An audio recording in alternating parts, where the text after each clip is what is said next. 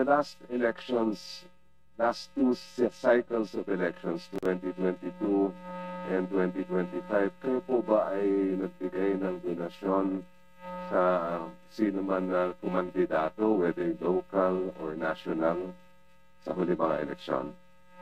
2022, Your Honor? Yes. Yes po, Your Honor. Kanino po yun? Kay Senator Cheese po. No. Senator Cheese Escudero. Yes po. Aside from Senator Escudero, may I know if there have been other candidates for either national or local positions that you gave donations to? Wala na po, Your Honor.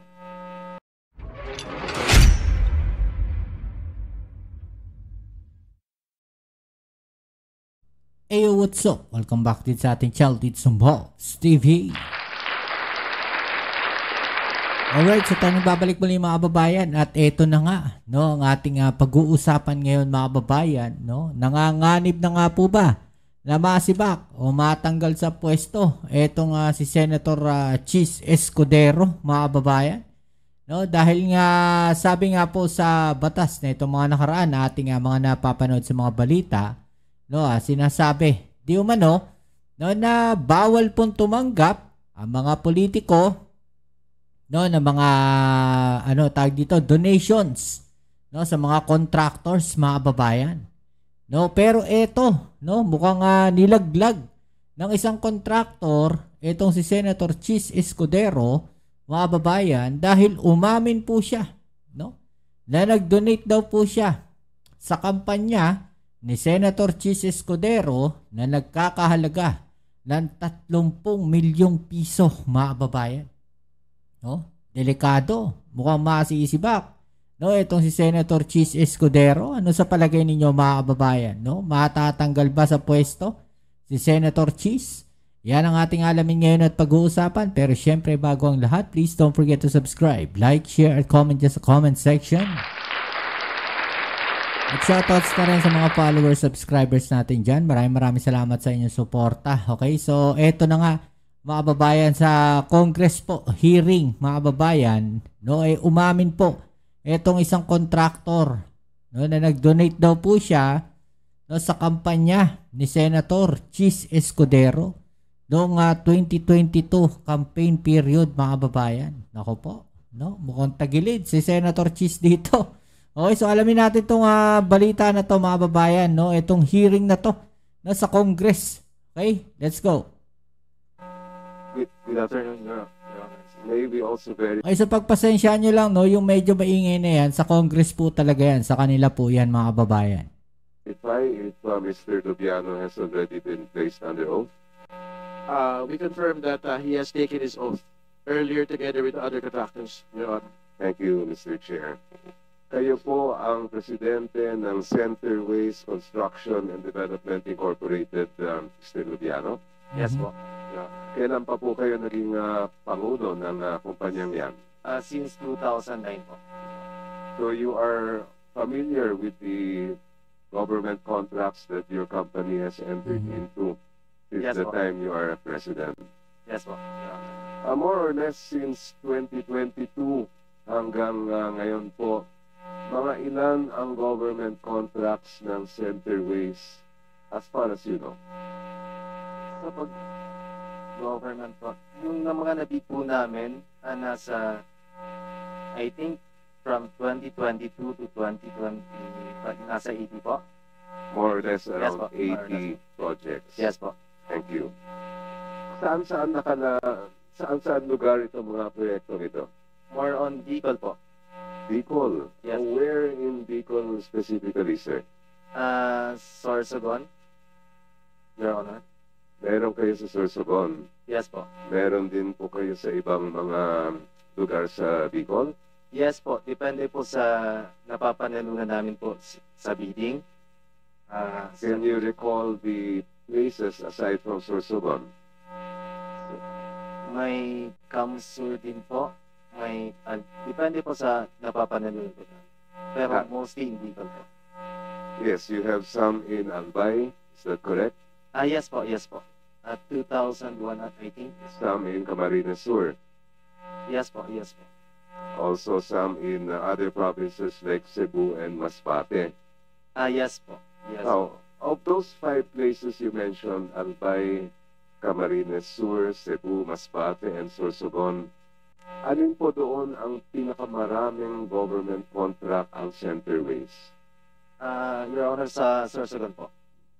Sorsogon, Yes po. out of the 80 plus or more or less projects, how many do you have in Sorsogon? Pwede ko po i-check sa record nila. But To be exact. a ballpark figure, sabi niyo ang pinakamarami ay doon sa Sorsogon. Yes po. Siguro mga 30 po, Your Honor. I think. Or yes. I was checking the website of Sumbong sa Pangulo. Yes po. Ang nakita ko po doon, umaabot yata ng around 50, 53. Can you confirm that, please? Di po sure. I-check ko po, Your Honor. But you're sure that most of your projects came from or are located in Sorsogon? Yes po, Your Honor. Now, you were named as, let me just rephrase that question.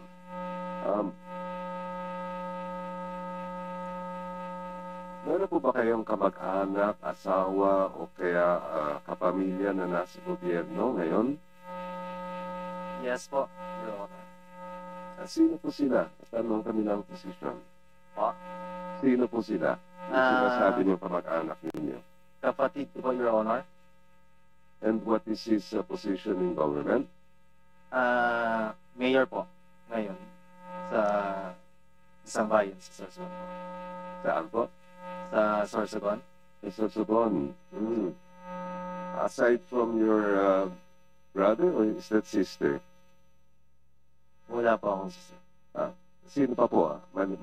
Brother ko po, city councilor din po. Sa Sorsogon. Maliban doon sa dalawang nabanggit ninyo, meron po ba kayong ibang kamag-anak Wala na na po. nasa government? Sa pagkakaalam ko po, wala na po. How about business partners? Do you have any business partners who are in government? Wala po, Your Honor. In the last elections, last 2 cycles of elections, 2022 and 2025, kayo po ba ay nagbigay ng donasyon sa sino man na kumandidato, whether local or national, sa huli mga eleksyon? 2022, Your Honor? Yes. Yes po, Your Honor. Kanino po yun? Kay Senator Cheese po? No. Senator Cheese Escudero. Yes po. Aside from Senator Escudero, may I know if there have been other candidates for either national or local positions that you gave donations to? Wala na po, Your Honor. And more or less, magkano po daw ang inyong na-donate sa kampanya ni Senator Cheese? 30 million po, Your Honor. 30 million pesos. Yes. Ito This na. was during the time that you already had government projects. Is that right? Ano po? Sorry, Your Honor. Noong panahon na yun, ay kayo ay meron ng mga proyekto o kontrata sa gobyerno. Yes po, since 2009 po. Thank you. No more questions, Mr. Chair. Thank you.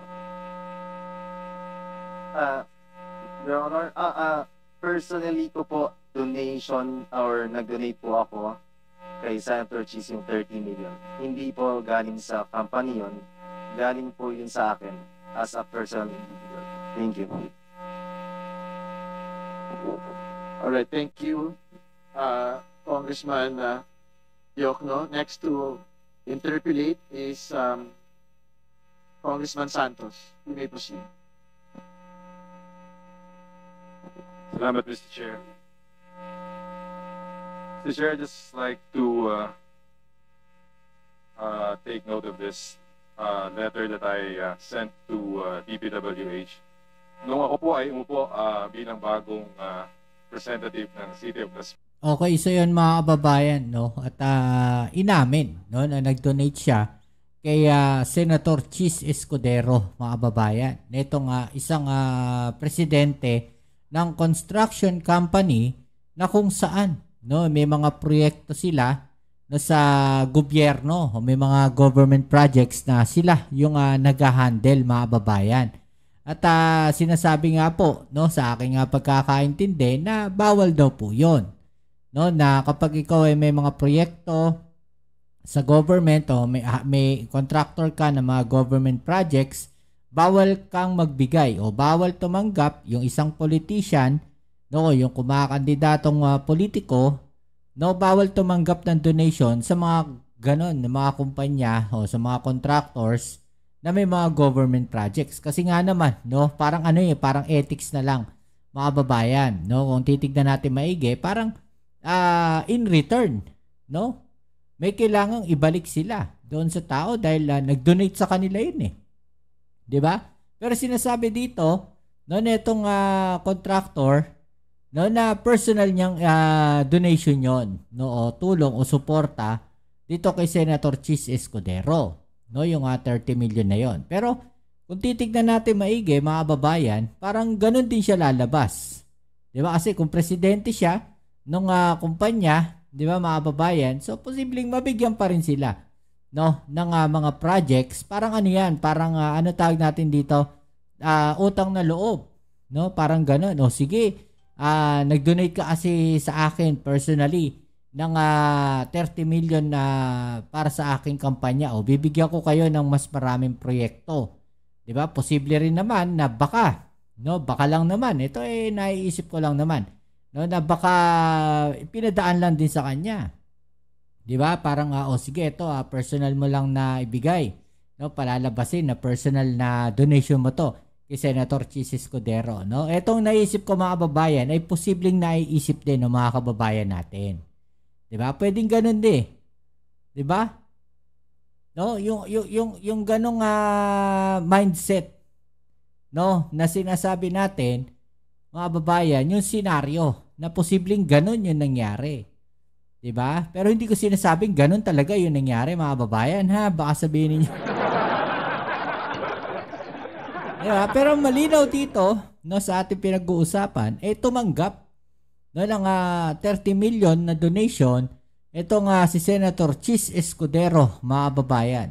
Sa isang tao na nagtatrabaho sa isang construction company o presidente ng isang construction company na may mga hinahawakang government projects o kumukuha ng mga projects sa gobyerno, mga babayan.